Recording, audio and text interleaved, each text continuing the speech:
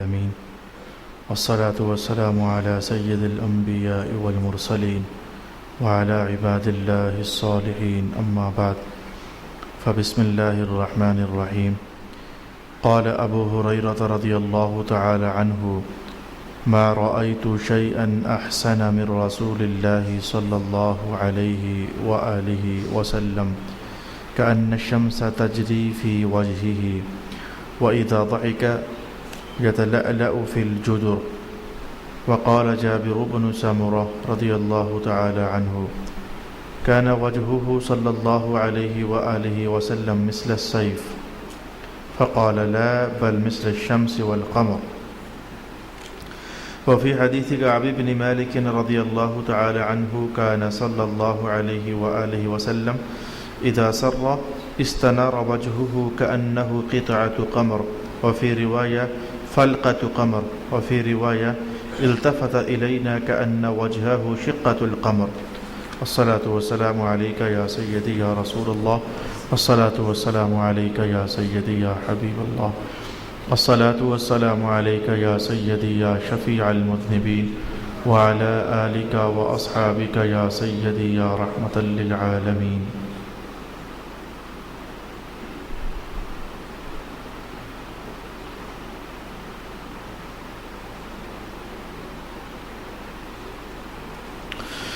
رسول پاک صلی اللہ علیہ وآلہ وسلم کے خد و رخسار کے بیان کے بعد، آپ کی مبارک آنکھوں کے حسن و جمال کے بیان کے بعد، آپ کی بینی مبارک کے حسن و جمال کے بیان کے بعد، صحابہ رحمہم اللہ و رضوان اللہ تعالی علیہم اجمعین کچھ اور بھی احساسات ہیں جو حضور کے وجود اقدس کے حوالے سے ہمیں سمجھاتے ہیں اور ہمیں ارشاد فرماتے ہیں۔ اس مقصد کے لیے میں نے سب سے پہلے جو حدیث شریف آپ کے لیے تلاوت کی ہے، اس حدیث میں جناب ابو ہریرہ رضی اللہ تعالی عنہ نے جو خود محسوس کیا حضور پاک علیہ السلام کے چہرہ اقدس کے حوالے سے وہ بیان کیا۔ حدیث نمبر 2 میں حضرت جابر بن سامورہ نے جو کچھ محسوس کیا وہ بیان فرماتے ہیں۔ اگلی احادیث کے اندر دیگر مختلف صحابہ رضوان اللہ علیہم اجمعین نے جو رسول پاک علیہ الصلوۃ والسلام کے حسن و جمال کے حوالے سے محسوس کیا وہ بیان کیا۔ حضرت ابو ہریرہ رضی اللہ تعالی عنہ پہلے تو اتنا ارشاد فرماتے ہیں کہ میں نے کوئی شخص بھی رسول پاک علیہ الصلوۃ والسلام سے زیادہ حسین نہیں دیکھا۔ اتنا جملہ کہنے کے بعد کس شے پر آپ کی توجہ جمی ہوئی ہے جناب ابو ہریرہ جو آپ بیان کرنا چاہتے ہیں کہ حضور سے زیادہ حسین میں نے کوئی نہیں دیکھا؟ فرماتے ہیں کہ میں یہ محسوس کرتا تھا کہ جیسے حضور کے چہرے سے جو روشنیاں اور ایک چمک کا احساس ہوتا تھا، تو حضرت ابو ہریرہ فرماتے ہیں کہ مجھے یوں لگتا تھا جیسے اللہ تعالیٰ نے سورج کی روشنیاں نچوڑ کر کے تو حضور کے رخساروں کے اندر بھر دی ہوں، اس قدر زیادہ آپ کے مبارک رخسار روشن ہوا کرتے تھے۔ اور اگلے الفاظ یہ ایک بات یاد رکھ لیں، میری ایک بات یاد رکھ لیں، امام ابو حنیفہ کے نزدیک، امام شافعی کے نزدیک، امام احمد ابن حنبل کے نزدیک اور امام مالک کے نزدیک قرون اولیٰ میں، قرون وسط میں اور آج تک اور قیامت تک ایک طبقہ انسانوں کا ایسا ہے جس کے بارے میں یہ فیصلہ ہے اور بغیر اختلاف کے فیصلہ ہے کہ وہ سارے کے سارے عادل لوگ ہیں، کوئی بھی ان میں سے فاسق نہیں، کوئی بھی ان میں سے فاجر نہیں، کوئی بھی ان میں سے مردود نہیں۔ اور وہ طبقہ کون سا ہے؟ جواب ہوگا وہ صحابہ کا طبقہ ہے۔ صحابہ جھوٹ نہیں بولتے ہیں، صحابہ گناہگاریاں نہیں کرتے ہیں، اللہ پاک نے ان کی حفاظت فرمائی۔ تکمیل شریعت کے لیے چند ایک معاملات تقدیر الہی کی بنیاد پر جو وقوع پذیر ہوئے وہ اس سے مستثنیٰ ہیں، لیکن اس کے باوجود متفق علیہ فیصلہ ہے کہ صحابہ سارے کے سارے عدول ہیں۔ فن حدیث میں یہ جملہ بولا جاتا ہے: الصحابۃ کلھم عدول، حضور پاک علیہ السلام کے سب صحابہ منصب عدالت پر فائز ہیں، سارے عدل والے ہیں، کوئی بھی ان میں فسق اور فجور والا نہیں ہے۔ تو اب سنیے، جناب ابو ہریرہ فرماتے ہیں کہ مجھے تو یوں لگتا تھا جیسے سورج حضور کے چہرے میں گردش کرتا ہے، لیکن جو آپ کا مشاہدہ ہے وہ کیا ہے؟ آپ فرماتے ہیں وَإِذَا ضَحِكَ، سرکار دو عالم علیہ الصلوۃ والسلام جب ہنسا کرتے تھے، دہک فرمایا کرتے تھے اور مسکرایا کرتے تھے تو کیا ہوتا تھا؟ یتلألأ فی الجدر، حضور کا چہرہ اقدس جس دیوار کی طرف ہوتا تھا تو مبارک منہ سے، مبارک دانتوں سے روشنی نکل کر سیدھی اس دیوار پر پڑا کرتی تھی۔ یہ عجیب الشان چیز ہے، عجیب الشان چیز ہے کہ حضور کے چہرہ اقدس، حضور کے مبارک لبوں سے، اندر دانتوں سے روشنی نکل کر سامنے والی دیواروں پر پڑا کرتی تھی۔ یہ سوچا بھی نہیں جا سکتا کہ اس قدر زیادہ اللہ تعالیٰ نے سرکار دو عالم علیہ الصلوۃ والسلام کو روشنائیاں اور چمکیں عطا فرمائی ہوئی تھیں، دیواروں پر ان کی روشنی کو محسوس کیا جا سکتا تھا۔ یہ وہ مشاہدہ ہے جو کہ حضرت ابو ہریرہ رضی اللہ تعالی عنہ ارشاد فرماتے ہیں۔ حضرت جابر بن سامورہ رضی اللہ تعالی عنہ ارشاد فرماتے ہیں کہ میں نے حضور پاک علیہ السلام کے چہرے کی صفا کو جو محسوس کیا، صفا سے مراد یہ ہوگی کہ جیسے میں آپ سے یہ کہتا ہوں، دیکھیں میرے ہاتھ میں ٹشو ہے لیکن اس پر آپ کو چھوٹے چھوٹے نشان نظر آ رہے ہیں، یہ میرے ہاتھ میں اس وقت موبائل ہے، اس پر آپ کو کوئی داغ، کوئی نشان نظر نہیں آ رہے ہیں، تو شے کا بالکل فریش ہونا، کوئی داغ اوپر نہ ہونا، کوئی نشان اوپر نہ ہونا، اس کو تعبیر کرتے ہیں صفا کے ساتھ۔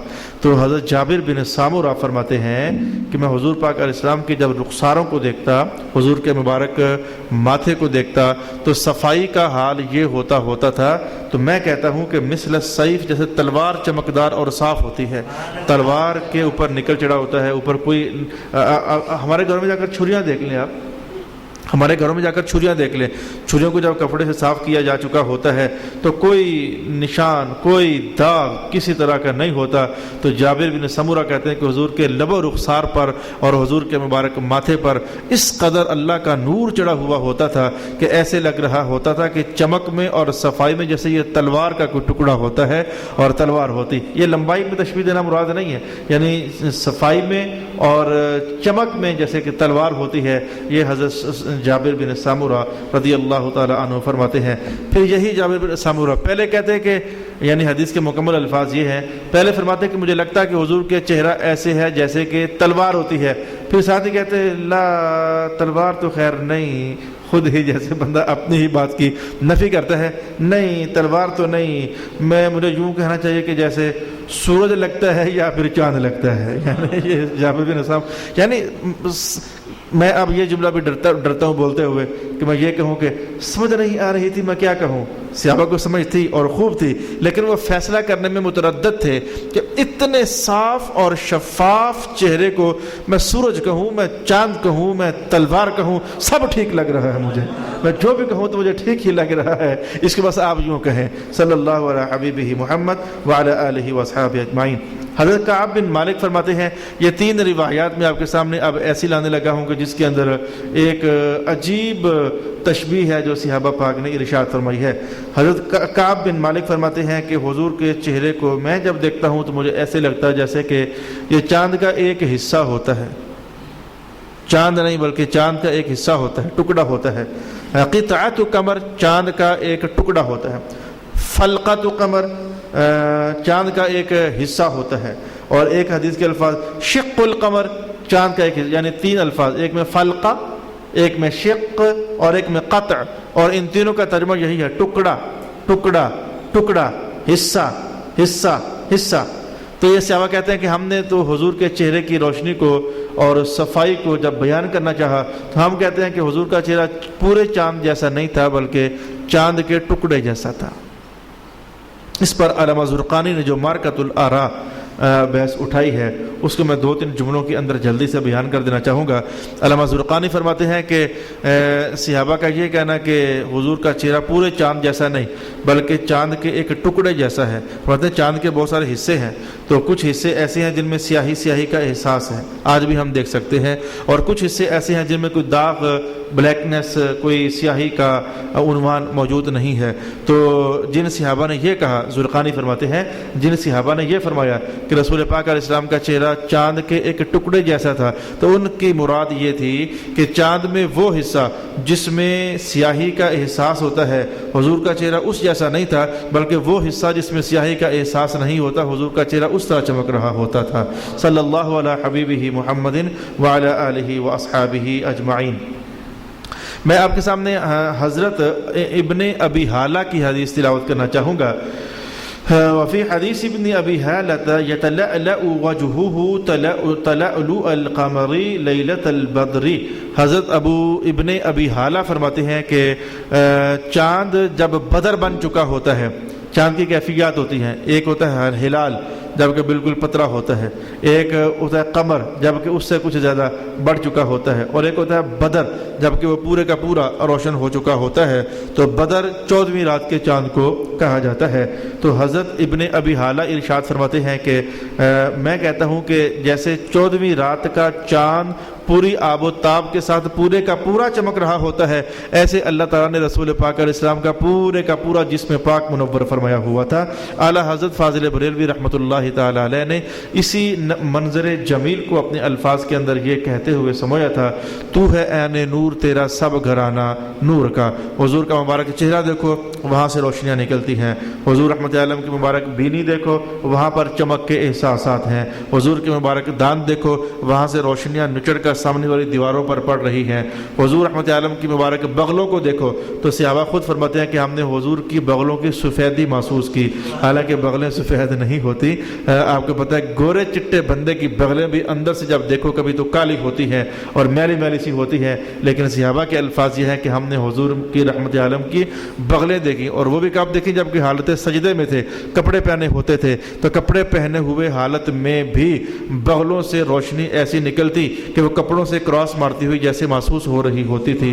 تو اعلیٰ حضرت فاضل بریلوی رحمۃ اللہ علیہ نے اس لیے ارشاد فرمایا کہ تیری نسل پاک میں ہے بچہ بچہ نور کا، تو ہے عین نور تیرا سب گھرانہ نور کا۔ حضرت علی ارشاد فرماتے ہیں گل مکدی مقامہ، جناب علی ارشاد فرماتے ہیں گل مکدی مقامہ، یعنی بہت ساری خوبیاں جو میں نے ابھی تک آپ کے سامنے بیان کی، وہ کہنے کے بعد آخرکار کہتے ہیں من رآہ، وقال علی رضی اللہ تعالی عنہ من رآہ بدیہۃ ہابہ ومن خالتہ احبہ، یعنی یہ دو چیزیں اور ہیں جو وجود پاک کے اندر موجود ہیں، یہ دو چیزیں اور ہیں جو حضور پاک علیہ الصلوۃ والسلام کے وجود پاک کے اندر موجود ہیں۔ حضرت علی ارشاد فرماتے تھے کہ اللہ تعالیٰ نے رسول اللہ علیہ السلام کو ایک مخصوص قسم کا رعب اور دبدبہ عطا فرمایا ہوا تھا۔ حالانکہ آپ بڑے رحیم تھے، آپ بڑے شفیق تھے، آپ بڑے مشفق تھے، آپ بڑے نرم مزاج تھے، لیکن شخصیت میں ایک ایسی اللہ رب العالمین نے رعب کی کیفیت تعریف فرمائی ہوئی تھی، جیسے کہ میں حدیث میں خود بیان کرتا ہوں۔ رسول پاک علیہ السلام فرماتے ہیں کہ میرا معاملہ کچھ ایسا ہے کہ ایک بندہ میرے ساتھ ملاقات کرنے کے لیے آنا چاہے تو ابھی مجھ سے دور ہے، اسے میرے تک پہنچنے میں 1 مہینہ لگے گا، اتنا دور ہے مجھ سے کہ ابھی اسے پہنچنے میں مجھ تک 1 مہینہ لگے گا، تو ابھی 1 مہینہ دور ہوتا ہے مجھ سے، اللہ تعالیٰ اس پر میرا رعب پہلے ہی تعریف فرما دیتا ہے۔ تو شخصیت کا رعب رسول پاک علیہ الصلوۃ والسلام نے ایسا عطا فرمایا ہوا تھا رسول اللہ علیہ السلام کو کہ حضرت علی فرماتے ہیں کہ جو بندہ ایک دم سے حضور کو دیکھتا تو وہ تو حضور کی شخصیت کا رعب دیکھ کر تو سمٹ ہی جاتا، ڈر ہی جاتا، میں جیسے بہت بڑی ہستی کے سامنے آ گیا ہوں، تو بات تو ٹھیک ہی ہے، بہت ہی بڑی ہستی ہے، لیکن جب تک ملاقات نہ ہوتی صرف دیکھتا ایک دم سے تو حضور کی طبیعت، حضور کا وجود اقدس کا سراپا اس پر ایسا چھا جاتا کہ جناب علی فرماتے ہیں کہ وہ خوف زدہ ہو جاتا اور وہ ڈر جاتا۔ پھر جب تھوڑی ہی دیر گزرتی، من خالتہ، تھوڑی دیر گزرتی، 2 باتیں ہوتی، 4 باتیں ہوتی، 10 باتیں ہوتی، تو وہ اس بندے کو رسول پاک علیہ الصلوۃ والسلام کے ساتھ انس پیدا ہو جاتا۔ تو خود صحابہ، کتنے صحابہ بیان جاری کرتے ہیں کہ جب ہم حضور کے پاس پہنچتے تو ہم، کوئی بندہ بھی جب نیا آتا تو حضور سے ملاقات کرتا تو پہلے تو اپنے آپ کو اجنبی محسوس کر رہا ہوتا، تو چند لحظے ہی ابھی گزرتے تو 2-4 باتیں ہی رسول پاک علیہ الصلوۃ والسلام سے ہوتی تو اس کی اجنباہٹ ساری کی ساری ختم ہو جاتی اور وہ یوں محسوس کرنے لگ جاتا کہ میرا رسول اللہ سے بڑا پرانا تعلق ہے۔ اس طریقے سے حضور رحمت عالم پھر اس سے اپنے رویے اختیار کرتے کہ وہ محسوس کرتا کہ میرا رسول پاک علیہ الصلوۃ والسلام سے بہت پرانا تعلق ہے۔ آج میں ایک جملے کی تشریح بھی آپ کے سامنے علامہ خفاجی کے حوالے سے کہنا چاہوں گا۔ میں نے کہا کہ حضرت علی کہتے ہیں گل مکدی مقامہ، وہ گل مکدی مقامہ اب آ رہی ہے۔ فرمایا کہ جو بندہ پہلے آپ سے ملاقات کرتا تو ایک دم سے تو وہ مارے ہیبت کے خوف زدہ ہو جاتا، اور پھر جب کچھ وقت گزرتا تو وہ حضور سے پیار کرنے لگ جاتا، یعنی وہ اس کی طبیعت میں موانست پیدا ہو جاتی۔ وہ گل مکدی مقامہ کیا ہے؟ فرمایا یقول ناعتہ لم ارى قبلہ ولا بعدہ مثلہ۔ تو حضرت علی فرماتے ہیں کہ میں تو یوں کہوں گا کہ نہ حضور سے پہلے میں نے کبھی ایسا دیکھا، نہ حضور سے بعد میں کبھی ایسا دیکھا۔ یہ جملہ مشہور ہے، حضرت علی کا یہ جملہ مشہور ہے، لیکن میں اس پر جو علامہ خفاجی نے نفیس بحث اٹھائی ہے میں آپ کے سامنے بیان کرنا چاہوں گا۔ آپ فرماتے ہیں نہ میں نے حضور سے پہلے کبھی ایسا دیکھا۔ حضرت علی جی آپ یہ بتائیں، آپ تو حضور سے پہلے ہوتے ہی نہیں تھے۔ یہ جملہ بڑا مشہور جملہ ہے، لیکن کیا بات ہے ان محدثین کی، انہوں نے یہ بحثیں کی ہیں۔ بھائی ایک بندہ حضور سے پہلے بھی ہو اور حضور کے بعد بھی ہو تو پھر کہے میں نے حضور سے پہلے بندے بھی دیکھے ہیں اور حضور کے بعد والے بندے بھی دیکھے ہیں، تو حضور کے زمانے میں تو میں تھا ہی تھا، تو میں نے حضور کو بھی دیکھا ہے، تو پہلوں میں بھی کوئی ایسا نہیں دیکھا اور بعد والوں میں بھی کوئی ایسا نہیں دیکھا۔ بھئی آپ تو حضور کے بعد بھی، چلو بعد میں تو آپ رہے، کچھ عرصہ رہے، جناب علی حضور کے بعد تو کچھ عرصہ رہے، تو حضور رحمت عالم کے ہاتھوں میں تو آپ پرورش پا رہے ہیں، حضور رحمت عالم نے تو آپ کو اپنے ہاتھوں میں پالا ہے، تو پہلے تو آپ ہوتے ہی نہیں تھے۔ تو اس جملے کا معنی کیا ہوگا؟ لم ارا قبلہ، میں نے پہلے حضور جیسا کوئی دیکھا ہی نہیں تھا۔ میں اس پر آپ کو بیان کرنا چاہوں گا کہ بات مجھے تھوڑا کو دور سے آنا پڑے گا، انشاءاللہ اللہ تعالیٰ راز کھول دے گا، مجھے تھوڑا سا دور سے آنا پڑے گا، اللہ تعالیٰ آپ پر راز کھول دے گا۔ علامہ خفاجی نے جو کچھ بیان کیا میں کہنے کے لیے جا رہا ہوں، اللہ تعالیٰ نے رسول پاک علیہ الصلوۃ والسلام کے علم پاک کو اتنی وسعت عطا فرمائی تھی، اتنی وسعت عطا فرمائی تھی اور اتنی وسعت عطا فرمائی تھی کہ آدم علیہ الصلوۃ والسلام سے بھی بہت پہلے کی باتیں بھی حضور پاک نے ارشاد فرمائی، اور جنت میں داخل ہونے کے بہت بعد تک کی باتیں بھی رسول اللہ علیہ السلام نے ارشاد فرمائی۔ اسی لیے ہم اہل سنت کا مشرب، مسلک، مذہب جو بھی کہہ لیں یہ ہے کہ یہ ساری کائنات کا علم اللہ تعالیٰ کو تو ذاتی طور پر پتہ ہے، اس نے بنایا ہے، وہ خالق ہے، لیکن اللہ نے عطا کر دیا ہوا ہے رسول پاک علیہ الصلوۃ والسلام کو۔ تو حضور پہلوں کی باتیں بھی جانتے ہیں اور بعد والوں کی باتیں بھی جانتے ہیں، اسی لیے تو حضور نے پہلوں کی باتیں بیان نہ فرمائی کہ یوسف علیہ السلام کو حسن کو تقسیم کر دو حصوں میں، تو آدھا ان کو دیا گیا تھا۔ جتنے انسان ہیں ان کے حسن کو اکٹھا کرو تو آدھا کر کے تو آدھا یوسف علیہ السلام کو دیا گیا تھا، باقی آدھا انسانوں میں تقسیم کر دیا گیا۔ اب یہ رسول اللہ علیہ السلام کے علم کی ایک تصویر میں نے آپ کے سامنے بیان کی ہے۔ تو حضور نے پہلوں کی باتیں بھی بیان کی، حضور رحمۃ اللہ علیہ نے بعد والوں کی باتیں بھی بیان کی۔ تو ان باتوں کے اندر جیسے میں نے یہ ابھی آپ کے سامنے ایک حدیث رکھی کہ جناب یوسف علیہ السلام کو شطر الحسن عطا فرمایا گیا تھا، حسن کا ایک حصہ یا پھر حسن کا آدھا حصہ ان کو عطا فرمایا گیا تھا۔ تو حضور پاک علیہ السلام نے تو دیکھا، آپ نے تو دیکھا، آپ ساری کائنات آپ کے سامنے تھی۔ ارے بھائی نہیں سمجھے تو میں انشاءاللہ بات کو پوری کوشش کرتا ہوں کہ اللہ کرے یہ جملہ آج ہمیں سمجھ آ جائے۔ حضور کے تو سامنے سب کچھ تھا، جیسے کہ آپ نے خود ارشاد فرمایا کہ جس وقت آدم علیہ السلام کا خمیر ابھی گوندا جا رہا تھا میں اس وقت بھی نبی ہوتا تھا، یعنی ان کا خمیر مبارک ہمارے سامنے گوندا گیا ہے۔ تو رسول اللہ علیہ السلام کے تو مشاہدات تھے، تو مشاہدہ آخر ہوتا تو علم ہی ہے۔ تو حضور کے علم میں جو کچھ تھا، آپ کو پتہ ہے کہ رسول اللہ علیہ السلام نے علم کی صنعت، سب صحابہ حضور کے عالم تھے، اس میں کیا شک ہے؟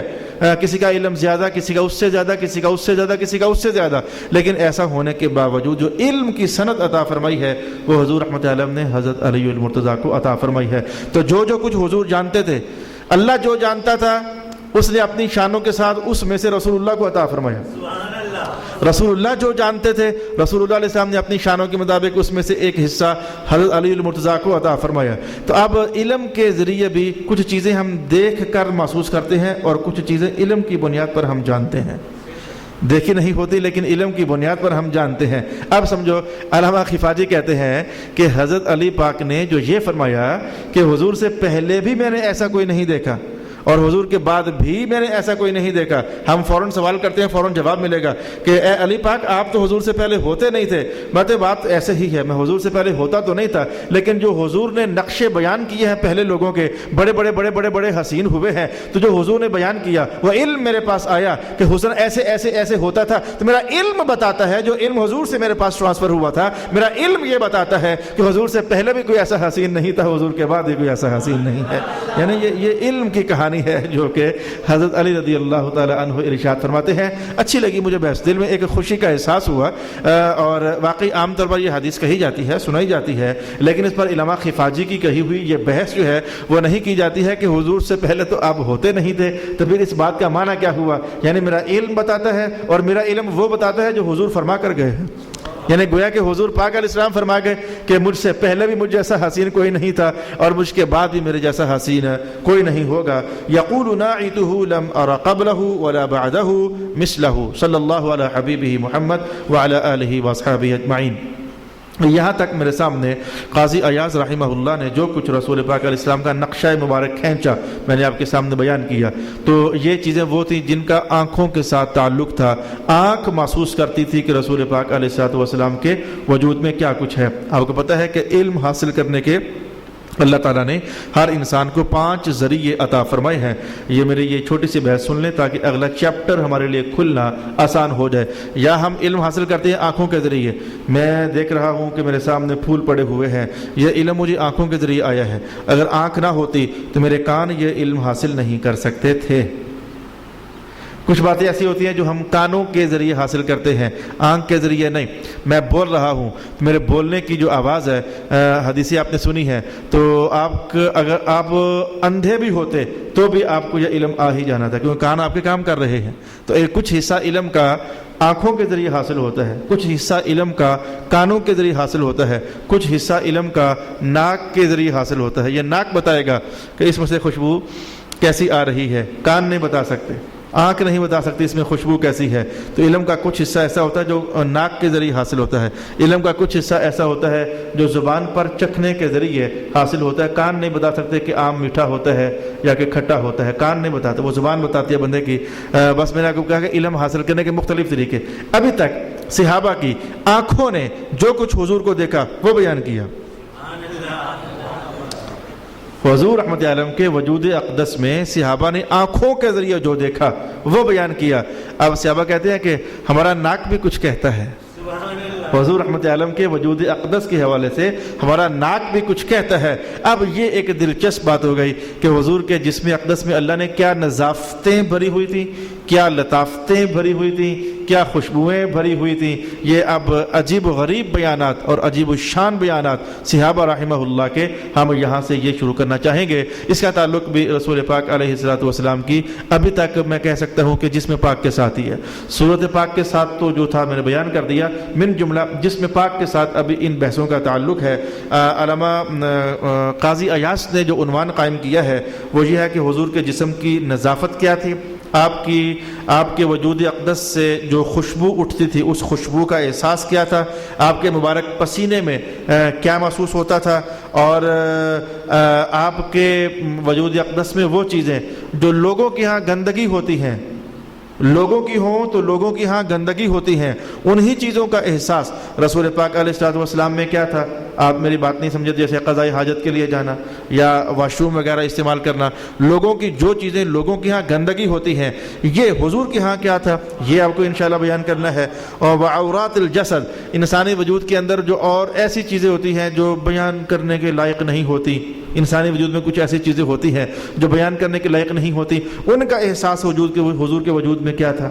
بہت ساری چیزیں ایسی ہوتی ہیں جو بیان کرنے کے لائق نہیں ہوتی, بندہ زبان پر لاتے ہوئے شرم محسوس کرتا ہے, لوگ کیا سمجھیں گے, لیکن وہ چیزیں بھی رسول پاک علیہ السلام کے ہاں کیسی ہوتی تھیں. یعنی یہ کچھ اس طرح کی چیزیں ہم اپنے آقا, اپنے رسول, اپنے آقا نعمت مصطفیٰ کریم صلی اللہ علیہ وآلہ وسلم کے حوالے سے سیکھنا چاہیں گے. تو علامہ قاضی ایاز پہلا جملہ ارشاد فرماتے ہیں, فَكَانَ صلی اللہ علیہ وآلہ وسلم قد خصہ اللہ تعالی لم توجد فی غیرہ. یہ جو لطافتیں ہیں, یہ جو نظافتیں ہیں, یہ جو روائح ہیں, یہ جو طیبات ہیں, یہ جو میں نے ابھی عنوان قائم کیے ہیں, ان میں بھی اللہ تعالیٰ نے رسول پاک علیہ السلام کو وہ خصوصیات عطا فرمائی ہوئی تھیں جو کسی اور کو عطا نہیں فرمائی ہوئی تھی. مثلا آج کی اس نشست میں میں ایک ہی حدیث کہہ کر کے تو اپنے عنوان کو کل کی طرف منتقل کر دوں گا. کل اسی عنوان کو مزید ہم حدیثوں کی روشنی میں سیکھنا چاہیں گے.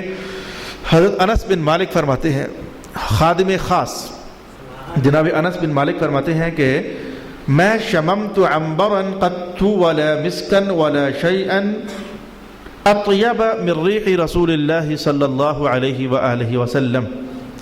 جناب انس فرماتے ہیں کہ میں نے عنبر بھی سونگا ہوا ہے, میں نے مسک بھی سونگا ہوا ہے. مولا علی قاری فرماتے ہیں کہ بنیادی 5 خوشبوئیں ہیں, باقی سب پھر انہی کو ہوتی نا فارمولیشنز ہوتی ہیں, کہیں انبر زیادہ کر دو تو مسک اس میں مکس کر دو، تو تھوڑی مکس کر دو تو یہ ایک اور خوشبو تیار ہوگی، مسک زیادہ مکس کر دو تو یہ ایک اور خوشبو تیار ہوگی، انبر کے اندر کافور ملا دو تو یہ ایک اور خوشبو تیار ہو گئی، کافور کم کر دو تو یہ ایک اور شیڈ ہو گیا، کافور زیادہ کر دو تو یہ ایک اور شیڈ ہو گیا۔ 5 خوشبوئیں ہیں بنیادی، مولا علی قاری فرماتے ہیں 5 خوشبوئیں ہیں بنیادی، باقی جتنی بھی خوشبوئیں ہیں وہ انہی میں سے کانٹ چھانٹ کر کے کم زیادہ کر کے شیڈ دے کر کے کہیں 2 شیڈ دینے کہیں 1 شیڈ دینا۔ چونکہ میں خود جتنی خوشبوئیں استعمال کرتا ہوں میں خود بناتا ہوں، بازار سے کیمیکلز ملتے ہیں تو لا کر کے بنا لیتا ہوں میں، تو خوشبوئیں وہی ہوتی ہیں جو چند ایک ہوتی ہیں، لیکن ایک کے اندر دوسری ڈال دی تو یہ کہ تیسری تیار ہو جاتی ہے۔ یہ مجھے خود اس بات کا پتہ ہے، 25 سال سے میں خود ہی اپنی خوشبوئیں بنا کر کے استعمال کرتا ہوں، بازار سے میں نہیں خریدتا۔ تو 2 کے اندر تیسری، بعض اوقات میری خوشبو ایسی ہوتی ہے، آپ کو لطیفہ بتاؤں، 3 4 5 4 6 طرح کی خوشبوئیں پڑی ہوئی تھیں، ساری تھوڑی تھوڑی رہ گئیں، میں کہتا ہوں بسم اللہ الرحمن الرحیم، ساری اکٹھی۔ اب جو ساری اکٹھی ہو جاتی ہے نا تو ایک ایسی خوشبو بنتی ہے کہ وہ سونگنے والے سوچتے ہیں یہ ہے کون سی، تو وہ کہتے ہیں یہ کون سی ہے، میں کہتا ہوں مجھے بھی نہیں پتا کون سی ہے۔ اب مجھے کیا پتا بھی کون سی ہے بھائی، آپ نے سن لیا کہ میں نے وہ 4 5 6 ساری اکٹھی جو کر دی، اب پتہ نہیں وہ کیا بن گئی، کھچڑی سی بن گئی، کوئی پتہ نہیں۔ تو خوشبوؤں کے اندر خوشبوئیں ڈالو تو ایک اور خوشبو تیار ہو جاتی ہے۔ تو بنیادی 5 خوشبوئیں ہوتی ہیں، ایک ہوتی ہے مشک جس کو عربی میں مسک کہتے ہیں، ایک ہوتی ہے کافور، یہ سب جنت کی خوشبوئیں ہیں، جنت میں یہ ساری ہوں گی انشاءاللہ۔ مشک بھی جنت میں ہوگی، کافور بھی جنت میں ہوگی، عود یہ تو بڑی معروف ہے، یہ بھی جنت میں ہوگی، عنبر یہ بھی جنت میں ہوگی، اور زعفران یہ بھی جنت میں ہوگی۔ یار ہمارا زعفران نہیں، یہ تو بیچارہ زعفران ہے، ملتا بھی 7000 روپے کا تولہ ہے، اور یہ بیچارہ قسم کا زعفران ہے، چھلی کے پیس کاٹ کر اس کے اندر ڈالے ہوتے ہیں ہمارے پاکستانی بھائیوں نے، وہ چھلی کے وہ جو بال اور دھاگے ہوتے ہیں ان کو کاٹ کر کے ان کو رنگ دے کر کے تو مکس کر دیتے ہیں، تو وہ یہ کہتے ہیں یہ زعفران تیار ہو گیا۔ اللہ تعالیٰ ان کو ہدایت عطا فرمائے۔ تو حضرت انس فرماتے ہیں کہ میں نے مشک بھی سونگا ہوا ہے، میں نے عنبر بھی سونگا ہوا ہے۔ ویسے میں اتنا بتاؤں کہ یہ عنبر اور عود تو ایک لکڑی ہو گئی، آپ کو فوراً اس کی بات سمجھ آتی ہے۔ زعفران بھی جو ہے وہ ایک پھول کی سمجھو، چھوٹے چھوٹے نرم درم جیسے اسٹیگماز ہوتے ہیں، جیسے یہ آپ کو نظر آتا ہے، وہ کچھ اس طرح کی چیزیں ہوتی ہیں تو وہ زعفران ہوتا ہے۔ لیکن 2 خوشبوئیں سمجھنے والی ہیں جن کے اندر اختلاف بھی پایا جاتا ہے۔ عنبر کے بارے میں بہت طرح کے اقوال کیے گئے، مثلا یہ قول کیا گیا کہ عنبر خوشبو ہوتی ہے، یہ سمندر کے ایک جانور کی لید ہوتی ہے، تو وہ کہنے کو لید ہے لیکن اللہ نے اس کو خوشبو بنایا ہوا ہے، لیکن اس کا انکار کیا گیا، یہ قول کیا گیا لیکن انکار کیا گیا۔ اصل ماجرا یہ کہ عنبر نکلتی سمندر سے ہے، تو اس بنیاد پر سمندر سے آئی کہاں سے؟ بعض محدثین نے قول کر دیا کہ شاید یہ کسی جانور کا لید ہوگا، لیکن تحقیقی بات یہ ہے، علامہ خفاجی فرماتے ہیں کہ عنبر اصل میں کیا شے ہے؟ شہد کی مکھیاں آپ جانتے ہیں کہ وہ پہلے چھتا بناتی ہیں، چھتا بنانے کے بعد پھر اس کے اندر شہد بھرتی ہیں، تو جو چھتا ہوتا ہے اور وہ جو شہد ہوتا اصل میں انہی پھولوں کے قطرے یہیں سے نچوڑا ہوا کچھ پانی ہوتا ہے، جو اللہ کی دی ہوئی توفیق اور طاقت سے پہلے وہ چھتا بنا لیتی ہیں۔ تو علامہ خفاجی کہتے ہیں کہ شہد کی مکھیوں کی غذا الگ الگ ہوتی ہے، یہ آپ آج بھی کئی علاقے میں جاؤ گے تو ڈبے پڑے ہوتے ہیں، ان کو چینی ڈالتے ہیں، تو چینی کھائیں گے تو چھتا بھی ان کا چینی کا ہی بنا ہوا ہوگا، اور اس کے اندر شہد جو ہے وہ بھی چینی ہی ہوگی۔ ذرا جس طرح کی غذا کھائیں گے مکھیاں اسی طرح کا شہد ملے گا نا۔ اگر مکھیاں خالص ہر طرح کا پھول نچوڑ کر لائیں اور اس پھولوں کے نچوڑ سے چھتا بنائیں، اور پھر وہ چھتا اللہ کے حکم سے جیسے تیسے بھی سمندر کے اندر گر جائے، جو کہ بنا تھا پھولوں کی نچوڑ سے، اور سمندر کے اندر گر جائے، نہ جانے کب تک اللہ چاہے وہ پھر سمندر کے اندر گرا رہے، پھر کبھی سمندر اسے رمل بحر بہی، پھر سمندر اسے کبھی چھال کے ساتھ اور موج کے ساتھ باہر پھینک دے، تو وہ پھولوں سے بنا ہوا اور سمندر سے غسل کیا ہوا جو چھتا سا باہر نکلتا ہے وہ عنبر ہوتا ہے۔ یعنی یہ ایسے کچھ ہے، ہمارے محدثین نے بیان کیا، وہ عنبر ہوتا ہے، وہ سمندر میں جا کر کے تو نہ جانے کس طرح کے کیمیائی پروسیس سے گزرتا ہے، تو گزرنے کے بعد آخر کار جب سمندر باہر پھینکتا ہے اس خوشبو کو عنبر کہتے ہیں، چونکہ بہت نایاب ہے۔ اب جو میں نے پروسیس بیان کیا کہاں سے ایسا چھتا ملے، تو بہت نایاب ہے، اسی لیے ہمارے بازار میں روپے کی بھی عنبر مل جاتی ہے، وہ عنبر نہیں ہوتا، وہ صابن ہوتا ہے۔ لگے ہاتھوں آپ کو بتا دوں، وہ روپے کی چھوٹی سی ڈبی ملتی ہے، وہ عنبر نہیں ہوتا، وہ صابن ہوتا ہے، اس پر سپرے کیا ہوتا ہے، تو اس کو عنبر اور کستوری کہہ کر کے تو بیچ دیا جاتا ہے۔ مسک کیا شے ہوتی ہے؟ مسک جس کو مشک کہا جاتا ہے، یہ میں حدیث سمیٹتا ہوں، باقی باتیں انشاءاللہ ہم کل کریں گے۔ ہرن، سارے ہرن نہیں، ایک مخصوص قسم اور ایک مخصوص زمانے میں، ہرن کی ایک مخصوص قسم اور ایک مخصوص زمانے میں اس کی دھنی میں اللہ کے حکم سے وجود کا نچوڑ اکٹھا ہوتا رہتا ہے. وہ خون بھی کہا گیا اور پتلا پانی بھی کہا گیا. وہ اکٹھا ہوتے ہوتے ہر ہرن میں نہیں, ایک مخصوص قسم ہے. اب اس مخصوص قسم کا نام یہاں نہیں لکھا ہوا. یہ کہا گیا ایک مخصوص قسم ہے اور ایک مخصوص زمانے میں, ہر زمانے 12 مہینے ہی کستوریاں تیار ہوتی رہتی ہیں, ایسا نہیں ہوتا. تو اس دھنی میں جو کچھ جمع ہوتا ہے تو پھر جب شکاری لوگ اس ایسے مخصوص ہرن کو جب پکڑتے ہیں تو اس کی دھنی سے نافے سے وہ نکالتے ہیں تو وہ کستوری ہوتی ہے. اور یہ بھی بہت نادر ہوتی ہے اور بہت شاذ میسر ہوتی ہے, اس لیے اس کا ریٹ بھی بہت زیادہ ہوتا ہے. جناب انس فرماتے ہیں میں نے عنبر بھی سونگا ہوا ہے. جناب انس, میں نے کستوری بھی سونگی ہوئی ہے. اب میں آپ کو حدیث بتاؤں ان کی. میں نے کستوری بھی سونگی ہوئی ہے, میں نے مشک بھی سونگا ہوا ہے, میں نے عود بھی سونگا ہوا ہے, اور میں نے زعفران بھی سونگا ہوا ہے. جو 5 بنیادی خوشبوئیں ہیں میں نے ساری کی ساری سونگی ہوئی ہیں. لیکن لیس احد اطیب من رسول اللہ, ان میں سے کوئی بھی رسول پاک علیہ السلام کے وجود سے نکلنے والی خوشبو سے زیادہ خوشبودار نہیں ہے. یعنی حضور کے جسم پاک کی خوشبو عنبر پر بھی غالب ہے, حضور کے جسم پاک کی خوشبو مشک پر بھی غالب ہے, کافور پر بھی غالب ہے, عود پر بھی غالب ہے, اور زعفران پر بھی غالب ہے. رسول پاک علیہ الصلوۃ والسلام کو اللہ تعالیٰ نے ایسی خوشبو عطا فرمائی ہوئی تھی جسم پاک کے اندر. اب اس کا نام کوئی صحابی نہیں بتا سکتا کہ وہ خوشبو تھی کون سی. سب کہتے ہیں کہ ایسی کبھی سونگی نہیں تھی, بس سارے یہی بیان دیتے ہیں. وہ جو خوشبو بھی ہوتی تھی ایسی کبھی سونگی نہیں تھی. میں نے چلا اس کا ایک راز بتاؤں گا, وہ خوشبو تھی کون سی. نام ویسے میں بھی نہیں بتاؤں گا کیونکہ مجھے پتہ ہی نہیں ہے, لیکن اتنا راز میرے پاس پتہ ہے کہ وہ خوشبو آخر صحابہ کیوں کہتے ہیں کہ پتہ نہیں چل رہا تھا کہ یہ کدھر کی خوشبو تھی.